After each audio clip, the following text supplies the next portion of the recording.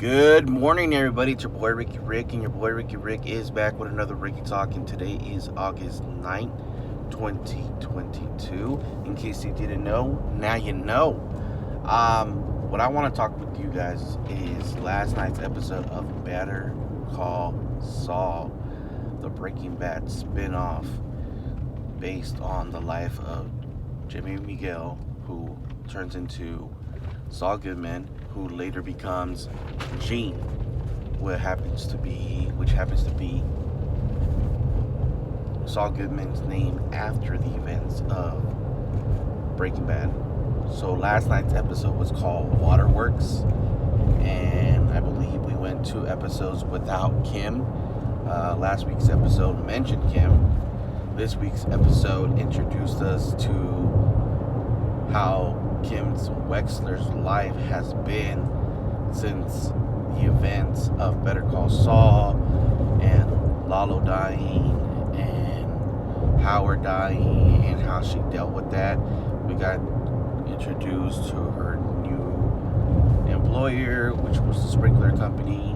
We got to see the other side of the phone call where we couldn't hear what Saul was saying and why he was getting upset in the telebooth from last week's episode.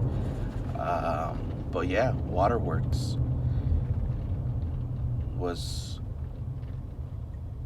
for the first 35 minutes was about Kim Wexler, her life, her new man, her new people that she hangs out with, up to the point where she gets the phone call from Saul.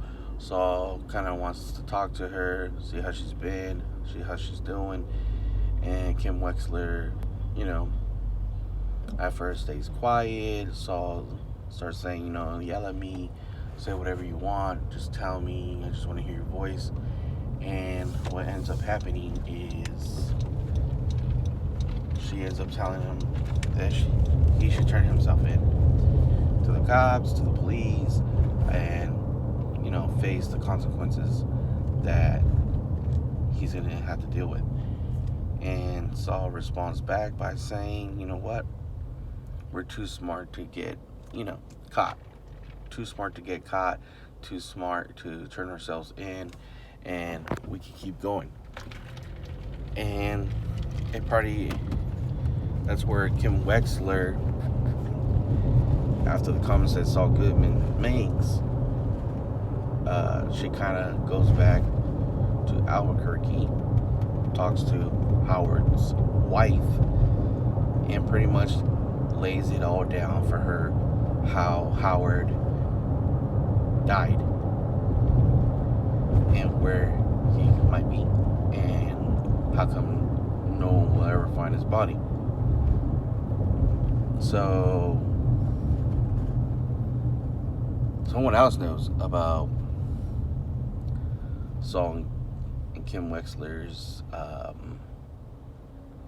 plan of making Howard look crazy, insane, cocaine addicted, with drugs. So after the 35-minute mark, I think we go back into the events of last week's episode, which was leading up to Saul Goodman and the taxi driver going back to this drunk person's house and breaking in.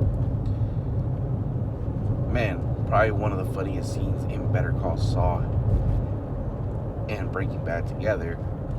The taxi driver is waiting outside the front of the house, parked outside on the street. A cop happens to pull behind him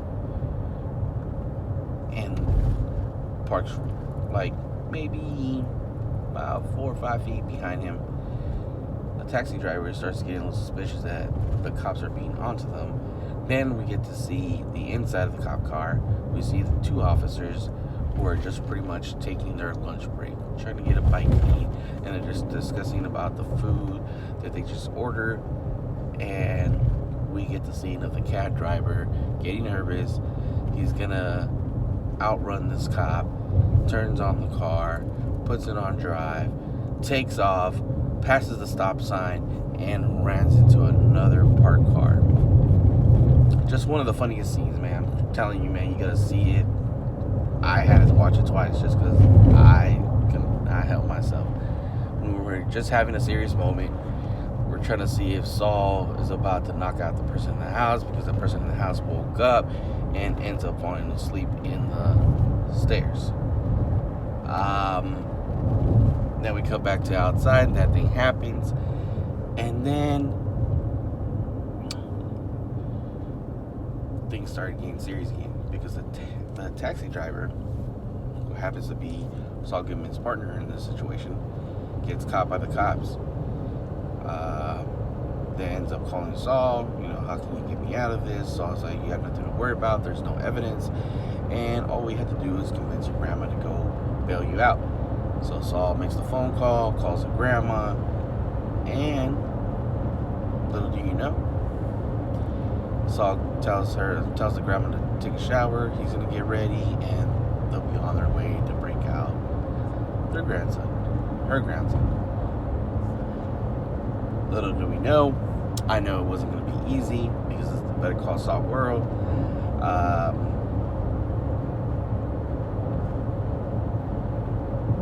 The grandma starts doing research, finds out who Gene really is, realizes that he's this guy named Saul, he's a criminal, and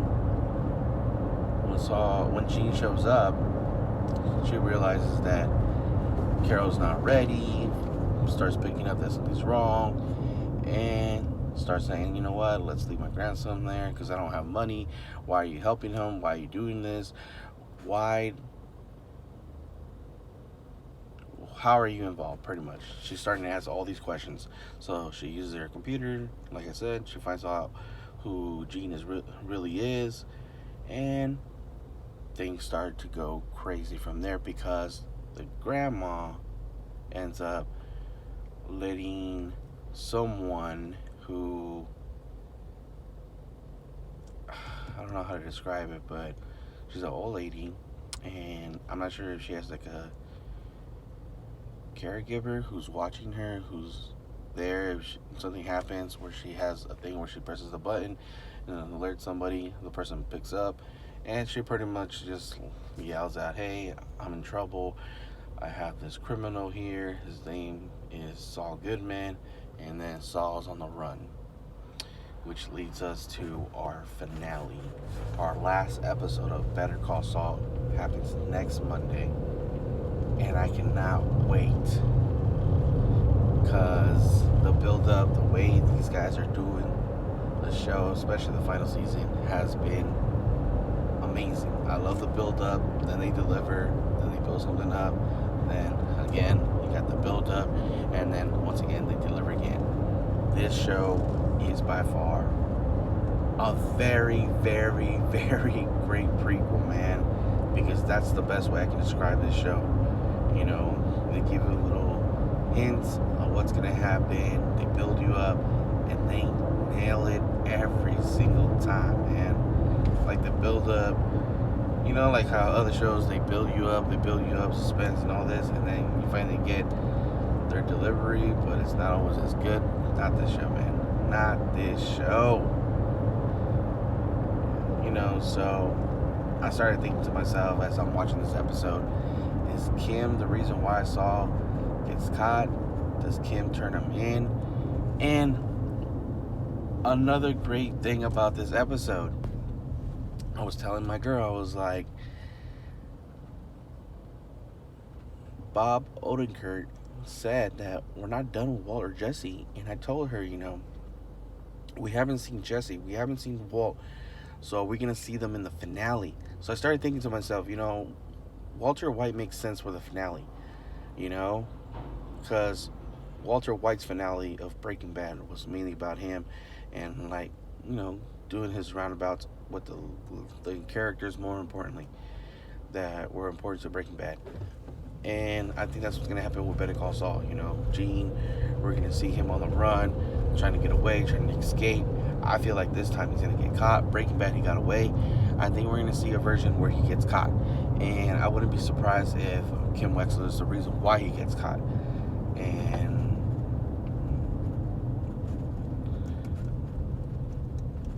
I don't know. Maybe it's the end of Saul. And speaking of Kim, another thing I was telling my girl, I was like, what if we see like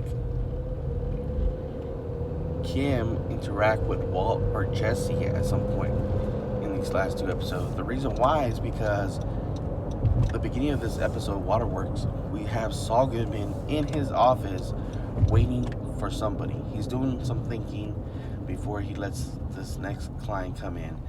And later we find out, within the minutes, that it's Kim Wexler coming in to get Saul to sign the divorce papers.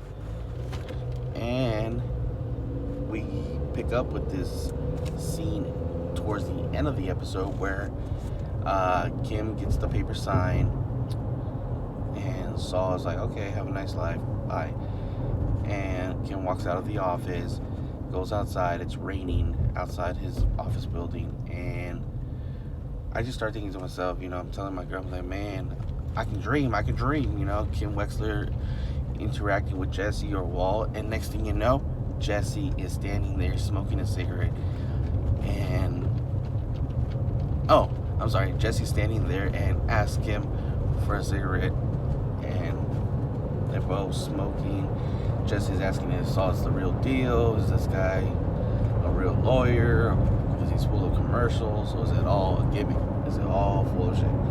And I think Kim responds. It was hard to hear her response, but I think Kim said for a moment, he was like a good lawyer, this and that. So for a moment, I don't know, man. The build up for the final episode of Better Call Saul, I can't wait. I love the show. Can't wait to see how Walt pops in with the second scene, and we'll see what happens. Better Call Saul next week. It all ends. The finale. 1 episode left. Woo! As always, it's your boy Ricky Rick. If I'm not making you laugh, not making you smile, not keeping you entertained, your boy Ricky Rick ain't doing his job. And you already know your boy Ricky Rick does his job. Until next time, guys. It's been fun reviewing Better Call Saul, and I can't wait for the last episode. See you guys on the next video.